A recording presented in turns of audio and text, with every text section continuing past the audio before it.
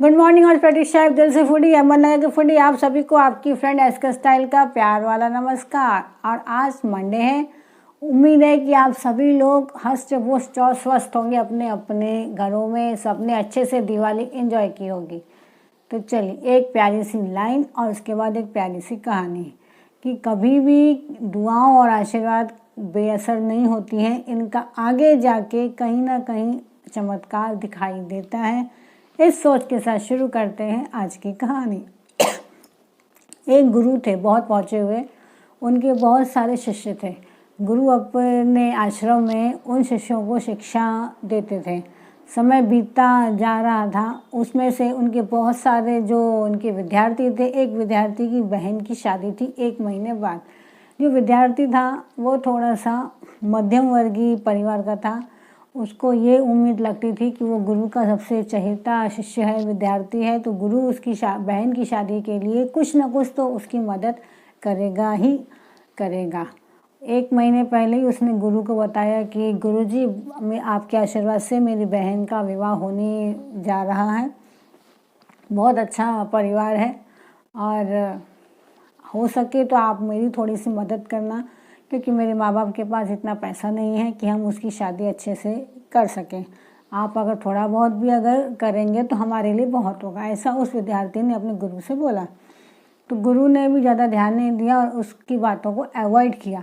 और फिर वो 2-4 दिन में ये चीज़ गुरु को रिमाइंड करता था। उसको लगता था कि बस गुरु जी उसकी मदद कर दें ताकि उसकी बहन की शादी अच्छे से हो जाए। वो अपने गुरु से थोड़ी सी मदद की उम्मीद मांग रहा था, लेकिन गुरुजी जो थे हमेशा उसको टालते रहते। समय नज़दीक आता गया। उसने अपने गुरुजी को बोला, गुरुजी बस मैं जाऊंगा ना तो मेरे को यहाँ से 10-11 दिन की छुट्टी चाहिए, क्योंकि 2 दिन जाने में 2 दिन आने में, और वहाँ से कुछ काम भी है, बहन की शादी है तो घर की जवाबदारियाँ भी होंगी, इसलिए मुझे 10 दिन लगेंगे। मैं 10 दिन यहाँ पे नहीं आऊँगा। और गुरुजी आपको भी आना है, क्योंकि मेरे परिवार वालों को अच्छा लगेगा कि मेरे बहन की शादी है। वो बार बार ऐसा गुरु को बोलता था। तो गुरु ने बोला, ठीक है, तुम्हें जब जाना है शादी पे जाना और अपने मित्रों को भी अपने साथ लेकर जाना। मैं भी शादी के इस दिन ज़रूर आऊँगा, तुम्हारी बहन की शादी पे। समय बीतता गया, आखिर वो दिन आ ही गया कि जब उसकी बहन की शादी के लिए वो जाने वाला था। उसने गुरु से आज्ञा मांगी, गुरु के पांव छुए और बाकी विद्यार्थी भी उसके साथ आए अपनी बहन की शादी के लिए, क्योंकि सारे विद्यार्थियों को लगता था इसकी बहन मेरी बहन। तो उसने सभी, उसके दोस्त वो सब गए और जाते जाते उसके गुरुजी ने उसको अनार से भरी हुई बहुत बड़ी थैली दी और बोला कि ये तुम लोग इतने बड़े सफ़र में जा रहे हो, भूख लगेगी तो इसको खाना, इसका रस पीना, और जो भगवान बैठा है वो सब तुम्हारी बहन के काज शादी के इतने अच्छे करेगा, इतने धूमधाम से तुम्हारी शादी होगी बेटा कि पूरे तुम्हारे गांव में ऐसी शादी किसी की नहीं हुई होगी। वो हमेशा वो शादी याद रखी जाएगी। और गुरु ने ये कह के अनार की थैली उसके हाथ में थमा दी। सारे शिष्यों के मन में कुछ सवाल थे, पर गुरु से कौन बैठ के बहस करेगा। अनार की थैली ली और वो चल दिया। और सफ़र में जो वो उसका भाई था, उसके मन में ऐसा ख्याल था कि मैंने गुरुजी के लिए इतना कुछ किया है, गुरुजी से मुझे उम्मीद थी कि वो मेरी मदद थोड़ी सी तो वो करेंगे ही करेंगे, लेकिन गुरुजी ने मेरी मदद नहीं की, जबकि वो गुरुजी चाहते तो मेरी मदद कर सकते थे। और यही जो विचार थे वो उसके दोस्तों के दिमाग में भी थे। इसी बीच जब वो रास्ते को पार कर रहे थे, उस बीच में एक ऐसी जगह पे पहुँचे जहाँ पर बहुत बड़े राजा थे। उनकी इकलौती पुत्री की तबीयत बहुत ख़राब थी और डॉक्टर और वहाँ के वैद्य ने कहा था अगर इसको अनार के रस के साथ अगर दवाई दी जाए तो ये जल्दी ठीक होगी। और वो जिस जगह पे था वहाँ पे फल फूल में बड़ी मुश्किल थी होती, क्योंकि वहाँ पे सिंचाई और पानी बराबर नहीं था, जिसकी वजह से अनार तो क्या कोई भी फल वहाँ पे मौजूद नहीं था। राजा बहुत परेशान था। उसने ढिंढोरा पिटवाया कि अगर कोई मुझे अनार का रस ला के दे तो मैं उसे मुँह मांगा इनाम दूंगा। तो ये बात जब लड़का सफ़र कर रहा था उसके कानों तक भी गई। वो राजा के पास गया, उसने राजा को प्रणाम किया और जो उसके पास इतनी बड़ी अनार की थैली थी वो उसने राजा को थमा दी।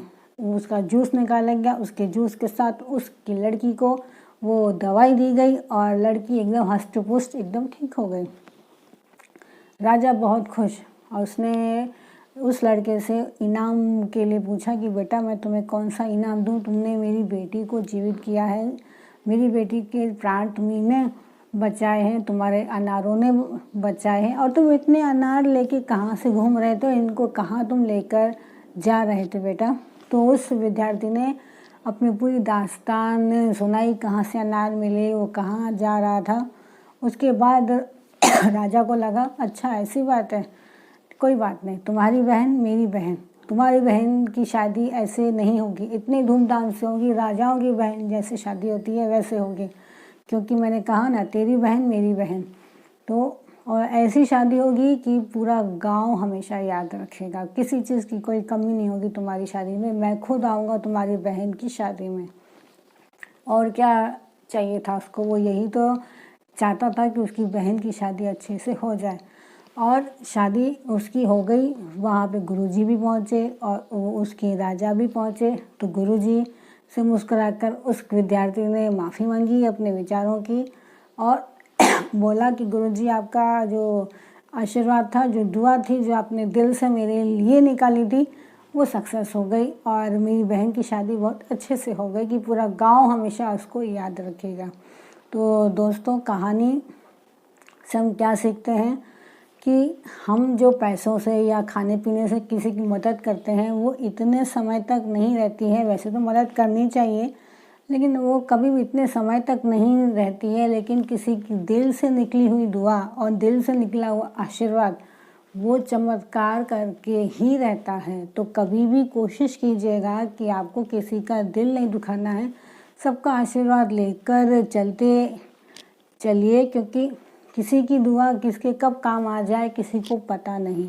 क्योंकि आजकल सबसे महंगी चीज़ है दुआ। लोग इजीली किसी के लिए अच्छा नहीं बोलते हैं, लोग दिल से बहुत प्यार नहीं लुटाते हैं। तो अगर आपको पास लोगों की दुआएं हैं तो आप पास सबसे ज़्यादा अमीर और करोड़पति इंसानों से भी ज़्यादा अमीर हैं।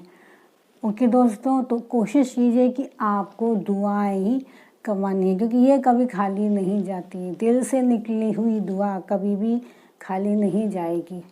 ओके दोस्तों, उम्मीद है कि आपको ये कहानी पसंद आई होगी। फिर मिलेंगे एक अगले हफ्ते नई स्टोरी के साथ। तब तक अपना ख्याल रखें और मेरी पूरी टीम आपसे यही गुजारिश करती है कि कर दिखाइए ऐसा, करना चाहे कोई आपके जैसा। Bye, SK style.